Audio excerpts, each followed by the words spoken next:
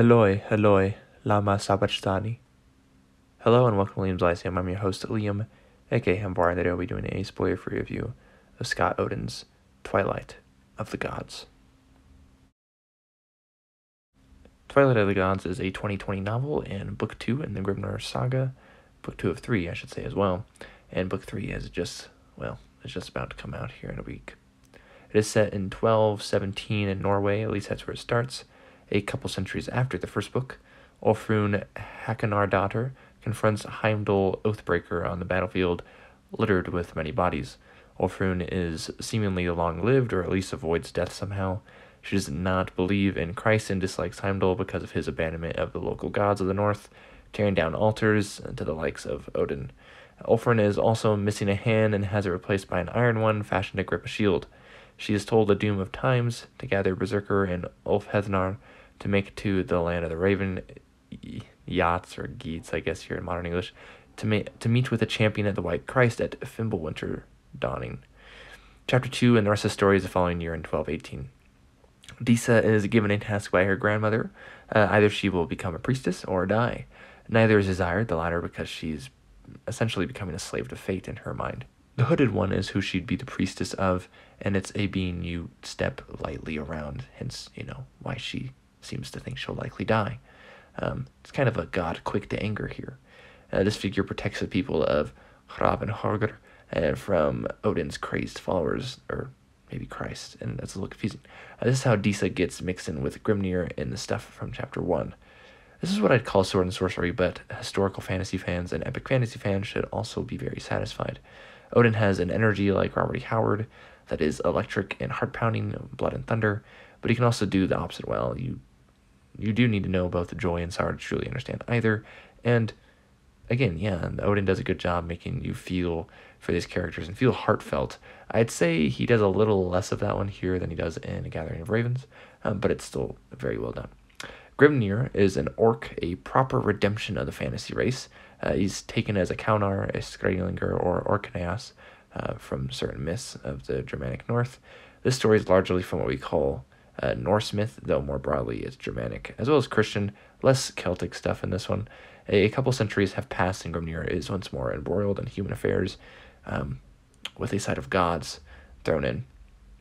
Grimnir is fiery but has good sense, and Odin does well by giving us a good chunk of the story through another's eyes. This allows Grimnir to really become larger than life when we get to see his giant mirth and melancholy. In fact, Disa is really the main character in a lot of ways. We get much more time spent with her than with Grimnir. And Disa is a fiery shield maiden of character, an expansive and colorful vocabulary, and a good addition since the mortals from Book 1 are of course not present here.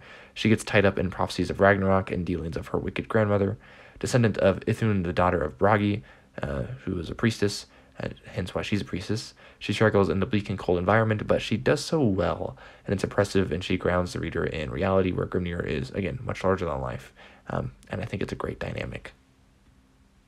And I love how the world comes alive via these two.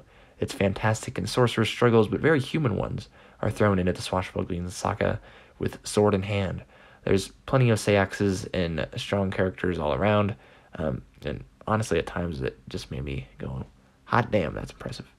There's good magic and mystery. The pacing is better than Book 1 in my opinion. It's a very thrilling read, and also an interesting one at the tail end of the Viking Age, where it's truly the start of the High Middle Ages, and we get to see that with siege warfare and crusades.